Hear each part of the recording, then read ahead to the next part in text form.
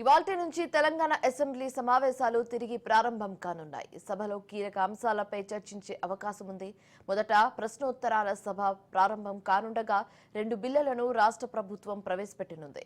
అధికార ప్రతిపక్షాల మధ్య వాడివేడిగా చర్చ జరగనుంది. కొత్త ఆర్ఓఆర్ 2024 చట్టంకు ఆమోదం తెలిపే అవకాశం ఉంది. ఈ బిల్లులో రెవెన్యూ ట్రిబ్యునల్ సాదా బైనామా పార్ట్ బి కీలకం కానున్నాయి.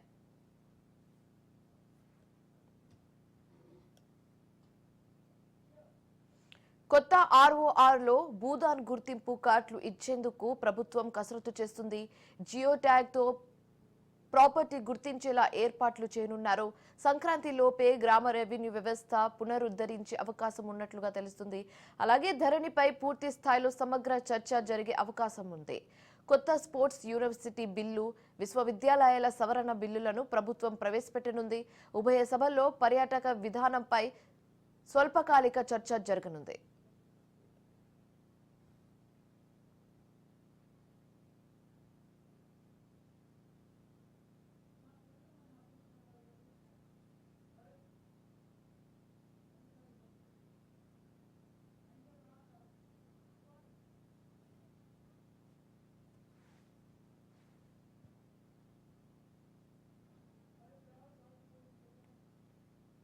మరోవైపు ఇవాళ తెలంగాణ కేబినెట్ సమావేశం కానుంది. అసెంబ్లీలో కమిటీ హాల్లో మంత్రివర్గం భేటీ కానుంది. పలు కీలక బిల్లులు, కొత్త పథకాలపై చర్చించే అవకాశం ఉన్నట్లుగా తెలుస్తుంది. ఇదే అంశానికి సంబంధించి తాజా సమాచారం మా కరెస్పాండెంట్ రాజు ఫోన్ ద్వారా అందిస్తారు. రాజు, చెప్పండి.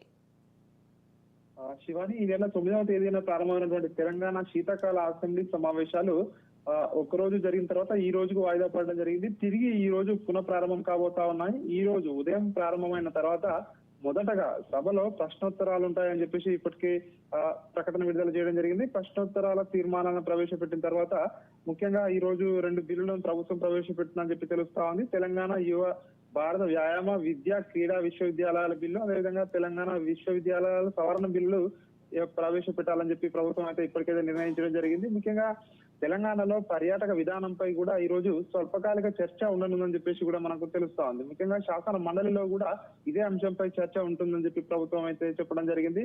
శాసన సభను మండలిని ఎన్ని రోజుల పాటు నిర్వహించాలనేది మొన్న 9వ తేదీనే బిఎస్సి నిర్వహించాలనుకున్న ఆ రోజు సాధ్యం కాలేదు. ఈ రోజు బిఎస్సి సమావేశం కూడా నిర్వహించబోతా ఉన్నారు. ఈ సమావేశంలో ఎన్ని రోజుల పాటు సభను నిర్వహించాలి అనే అంశంపై కూడా ఒక నిర్ణయం కూడా తీసుకునే అవకాశం కూడా కనిపిస్తా ఉంది. ఈ సమావేశాల్లో ముఖ్యంగా రైతు భరోసా ఇప్పటికే ప్రభుత్వం ప్రకటించింది.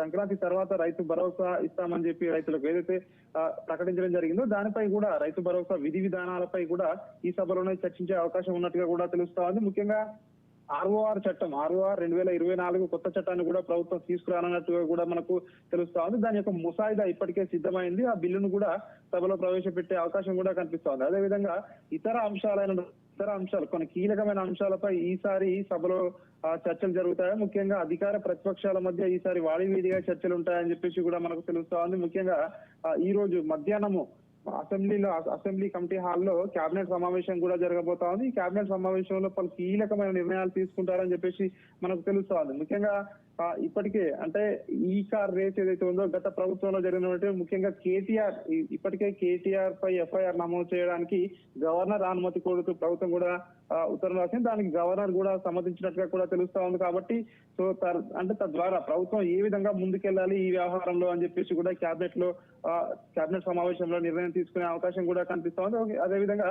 రైతు భరోసా అంశాన్ని అసెంబ్లీలో ఏ విధంగా చర్చించాలి, దాని యొక్క విధి విధానాలు ఏ విధంగా ఉండాలి అనే దానిపై కూడా ఈ యొక్క కేబినెట్ సమావేశంలో నిర్ణయం తీసుకుంటారు. ముఖ్యంగా విద్యుత్ కమిషన్ నివేదిక, అదేవిధంగా ఇతర అంశాలు, ముఖ్యంగా ఇతర ప్రధానమైన అంశాలు అసెంబ్లీలో ప్రవేశపెట్టే అంశాలు కావచ్చు, అదేవిధంగా అసెంబ్లీలో వ్యవహరించాల్సిన విధానం కావచ్చు, దీనిపై అన్నిటిపై కూడా ప్రభుత్వం అయితే కేబినెట్ సమావేశానికి మధ్యాహ్నం 2 గంటలకు అయితే పిలుపునివ్వడం జరిగింది. మధ్యాహ్నం 2 గంటలకి కేబినెట్ సమావేశం జరిగిన తర్వాత మళ్ళీ అసెంబ్లీ సమావేశం మధ్యాహ్నం తర్వాత మళ్ళీ ప్రారంభమయ్యే అవకాశం కూడా కనిపిస్తా ఉంది. ఈసారి మాత్రం సభకు ప్రతిపక్ష నేత కేసీఆర్ హాజరవుతారా లేదా అనే ఒక ఉత్కంఠ అయితే అదే విధంగా కొనసాగుతా ఉంది. ఎందుకంటే ఇప్పటికే సంవత్సర కాలం పూర్తయింది. కాంగ్రెస్ ప్రభుత్వం అధికారంలోకి వచ్చి రాష్ట్రంలో ఈ సంవత్సర పాటు సమయం ఇద్దామని చెప్పేసి కూడా గతంలో పార్టీ నేతలతో కేసీఆర్ అన్నట్టుగా కూడా మనకు తెలుస్తా ఉంది. కాబట్టి ఖచ్చితంగా సంవత్సరం దాటింది కాబట్టి ప్రజా సమస్యలపై కావచ్చు, కాంగ్రెస్ ప్రభుత్వం ఇచ్చిన గ్యారంటీలపై వ్యవస్థపై కావచ్చు ఖచ్చితంగా ప్రభుత్వాన్ని నిలదీసేందుకు కేసీఆర్ సభకు వస్తారు అని చెప్పేసి పార్టీ వర్గాల నుంచి అయితే సమాచారం అంతా ఉంది. అయితే ఇందులో కూడా భిన్నాభిప్రాయాలు వ్యక్తం అవుతున్నాను. కేసీఆర్ వస్తారు అని కొందరు, రారు అని కొందరు. సో కేసీఆర్ వస్తారా అనే సస్పెన్స్ మాత్రం అదే విధంగా అయితే కొనసాగుతా ఉంది. అదేవిధంగా ఈసారి మాత్రం సభలో కొన్ని కీలకమైన బిల్లులను ప్రభుత్వం ప్రవేశపెట్టి ఆమోదించే అవకాశం కూడా కనిపిస్తా ఉంది. ముఖ్యంగా వీఆర్ఓ వ్యవస్థపై, ముఖ్యంగా గత బీఆర్ఎస్ ప్రభుత్వం వీఆర్ఓ వ్యవస్థను రద్దు చేయడం జరిగింది. ఖచ్చితంగా వీఆర్ఓ వ్యవస్థను మళ్ళీ తీసుకొస్తాము, సంక్రాంతి లోపు తీసుకొస్తామని చెప్పి ప్రభుత్వం ప్రకటించిన నేపథ్యంలో సో వీఆర్ఓ వ్యవస్థ విధి విధానాలు మళ్ళీ ఏ విధంగా ఉండాలి దానిపై కూడా అసెంబ్లీలో చర్చించి నిర్ణయం తీసుకోబోతా ఉన్నారు. ముఖ్యంగా పంచాయతీరాజ్ చట్ట సవరణ ఏదైతే 2 పిల్లల కంటే ఎక్కువ ఉంటే పంచాయతీల్లో పోటీ చేయడానికి వీల్లేదని గత ప్రభుత్వం తీసుకొచ్చిన బిల్ ఏదైతే ఉందో దాన్ని అమెండ్మెంట్ చేయనున్నారు ఈ సభలో. ముఖ్యంగా 2 పిల్లల కంటే ఎక్కువనా కూడా వాళ్ళు పంచాయతీ ఎన్నికల్లో పోటీ చేసేందుకు వీలుగా ఈ యొక్క కొత్త చట్టాన్ని కూడా సభలో ఆమోదించే అవకాశం కూడా కనిపిస్తా ఉంది. కాబట్టి ఈసారి మాత్రం శీతాకాల సమావేశాలు చాలా వాడి వేడిగా, ముఖ్యంగా 3 పార్టీల మధ్య, ఇటు అధికార కాంగ్రెస్, బీఆర్ఎస్, బీజేపీ 3 పార్టీల మధ్య వాడి వేడి చర్చ అయితే కొనసాగే అవకాశం మనకు కనిపిస్తా ఉంది. Thanks for the updates Raju.